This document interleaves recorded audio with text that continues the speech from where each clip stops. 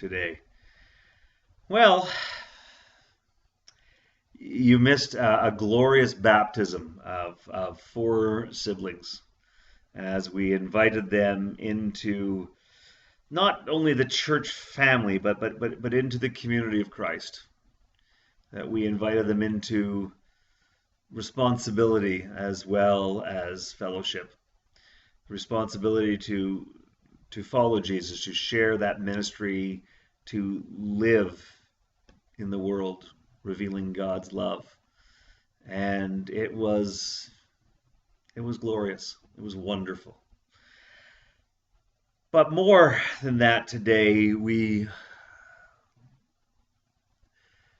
acknowledged the racism that exists in our society, in our culture, in our hearts. Racism that's not always intentional, but is there. The racism that leads to residential schools in our history, and the racism that leads to 9 men and women being murdered while at prayer at Emmanuel Church in Charleston, South Carolina.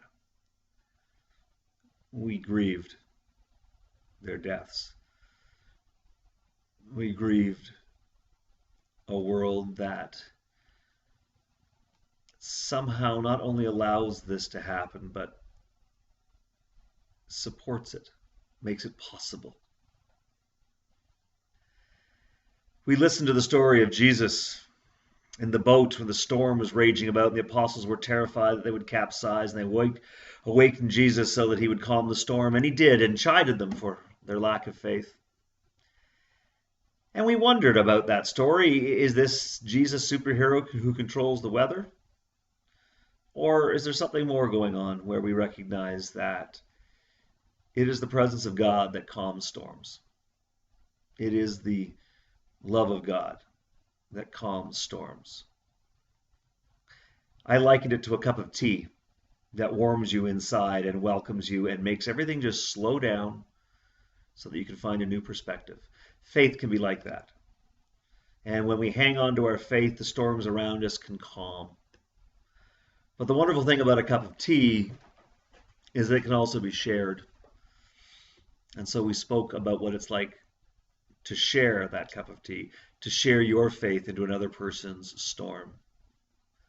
And I admitted, and I don't think I spoke for myself alone, but I admitted that there were times this week as I came to understand more and more what had happened at Emmanuel Church in South Carolina, that I was angry and devastated, and my eyes were filled with tears, and I began to lose hope.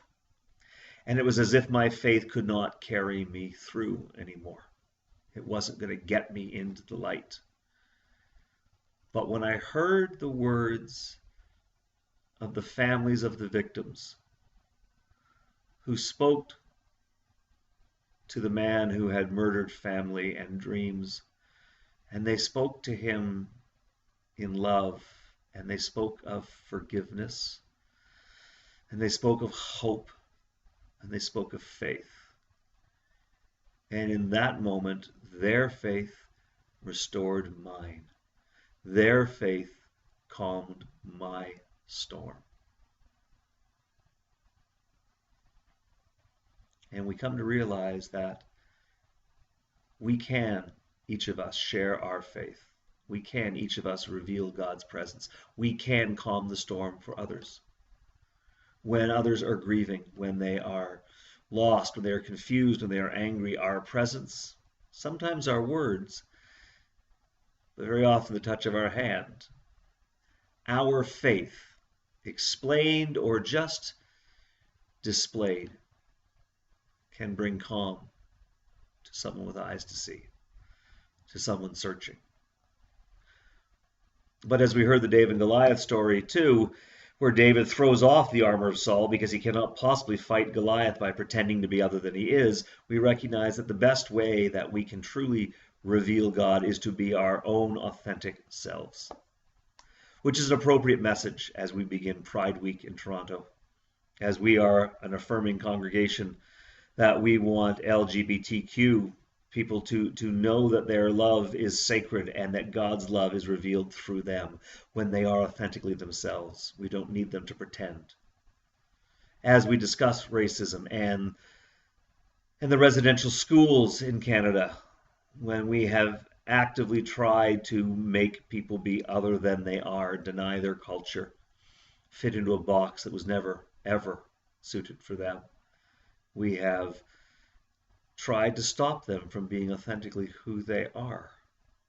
And so, in doing so, we have tried to stop God. But God will not be stopped. And so we repent our actions and we do our best to be who we authentically are. Allow others to be authentically who they are, to share our faith that others might find calm in the storm of their lives, and to receive the faith of others that they might bring calm to us, light to our darkness, hope into our confusion. So that's what you missed at Jubilee today, and it was quite a day. But hopefully we won't miss you next week. God bless.